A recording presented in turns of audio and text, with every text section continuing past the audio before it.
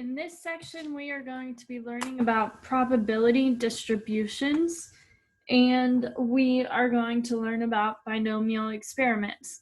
A binomial experiment is an experiment that consists of a fixed number of trials with the following feature.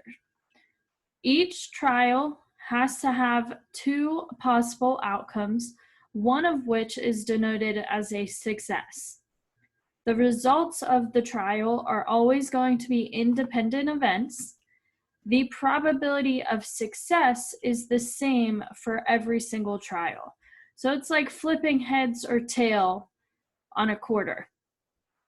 So if we want heads, heads would be successful, and the probability of getting a head on a quarter is 1/2, and probability of getting tails on a quarter is 1/2. So each probability is the same.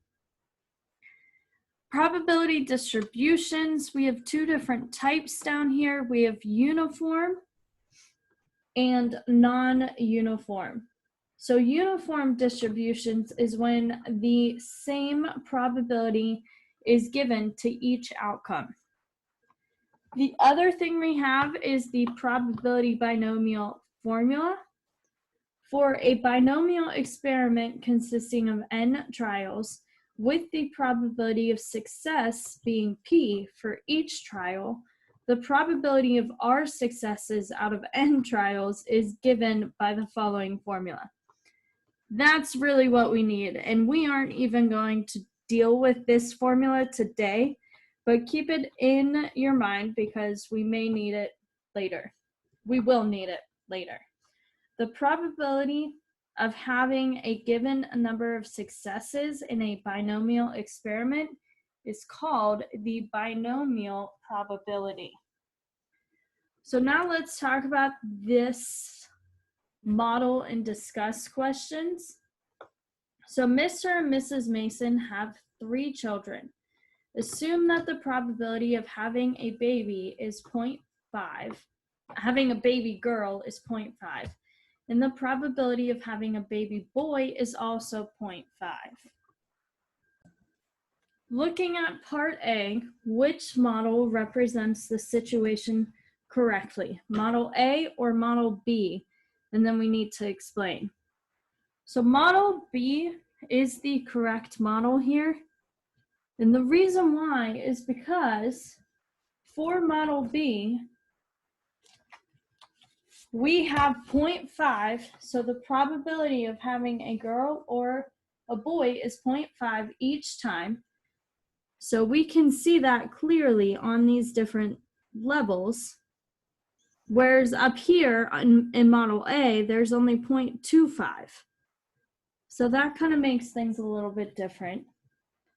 And the other reason why is because they have 3 children, or they're planning to have 3 children. So we need 1, 2, 3 different portions of the model. Here we only have 1. So model B is the model that represents the situation correctly. What is the probability that Mr. and Mrs. Mason have 3 girls? So the probability that they have 3 girls, looking at this, 3 girls is up here. We have 0.5, 0.5, 0.5. All of these different events are independent. So remember, with independent events, we can multiply. Probability of having a girl first time is 0.5. Probability of having a girl the second time is 0.5. Probability of having a girl the third time is also 0.5. So independent events, we can multiply these. We can take 0.5 cubed, and the probability that they have 3 girls is 0.125. Now compare the probabilities that the Masons' first child was a boy, then they had 2 girls, to the probability that the first 2 children were girls and the last one was a boy. So that would mean we want the probability of a boy, then a girl, then a girl, and we want to compare it to first two being girls, last one being a boy. Well, probability of having a boy first is 0.5, then a girl is also 0.5, and another girl is 0.5. Then the second one, probability of having a girl is 0.5, probability of having a girl, 0.5, probability of having a boy, 0.5. So if we multiply those, we get 0.125 every time. So the order did not matter. The order didn't change the probabilities. So now we're going to be dealing more with those in this following example. We have Theo and Henry are running for president of the student council. You will select a campaign button at random from the box containing 3 Theo buttons and 3 Henry buttons. You will record the number of Theo buttons that you get. What is the theoretical probability distribution for the sample space 0, 1? So this is the first time we've seen this symbolization. We're trying to record the number of Theo buttons. So what this is saying is we want the probability that you get 0 TO buttons and the probability that you get 1 TO button. So if we think about the buttons in the container, we have 3 TO buttons and 3 Henry buttons. Well, that's 6 buttons total. So the probability of getting 0 TO buttons, that means that in your selections, you have 3 chances of getting Henry buttons. So if you got 0 TO buttons, that means you got a Henry button. So that's 3 out of 6, which is 1/2. Probability that you got a TO button, again, the probability of getting a TO button, there's 3 TO buttons out of 6 buttons. So that's 1/2. And every single one of these, getting each one of these buttons is equally likely. So that makes even more sense that the probability of getting 0 TO buttons is 1/2. Probability of getting 1 TO button is 1/2. Probability of getting a Henry button is 1/2. All of these are equally likely, so they're all 1/2. So now let's talk about the next part of this example. Now you plan to select a button at random, put it back in the box, then select another button at random.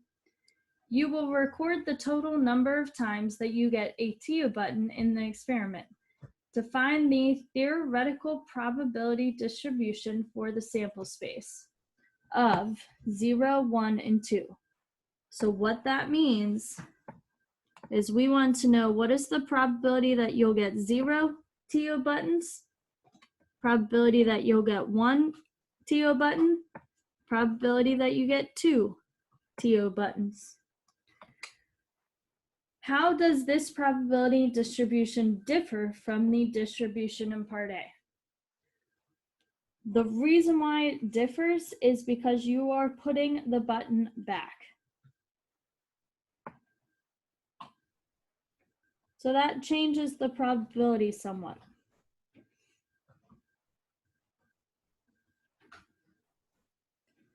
So we are going to make a tree diagram for this experiment. So you are about to pick the first button.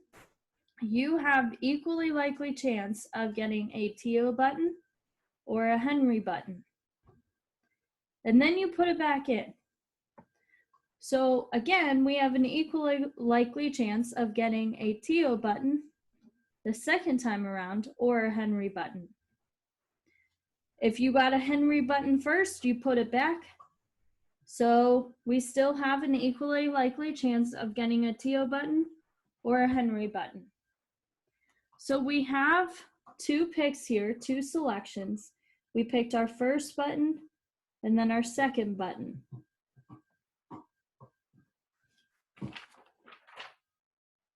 So each one of these has a probability of 1/2. We figured that out in part A, because all of these are equally likely with 1/2. So the probability that you got two TO buttons, that would be this. You picked one TO button and then you picked another TO button. Probability of getting two TO buttons is 0.5 times 0.5. We have two independent events here. So we can multiply those two different probabilities and we get 0.25. Now let's suppose we wanted a probability of getting one TO button. Well, we have two different situations that could occur. We could get one TO button first and then pick a Henry button. Or we could pick a Henry button first, then a TO button. So both of these will yield a result of one TO button. So the probability of getting one TO button is 0.5 times 0.5. That's if you get the TO button first. Or you could also have a probability of one TO button getting the TO button second. So that's 0.5 times 0.5.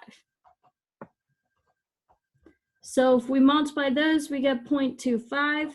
Remember that anytime we have a probability with or, we can add those probabilities because we have the probability of getting a TO button first or the probability of getting a TO button second. Add those two probabilities, we get 0.5. Then we have the probability of 0. So say we didn't get a TO button at all. That is still 0.5 times 0.5. Because the probability of getting a Henry button first is 0.5 times the probability of getting a Henry button second, that's 0.5. That gives us 0.25. So now you have a chance to try these probability distributions on your own.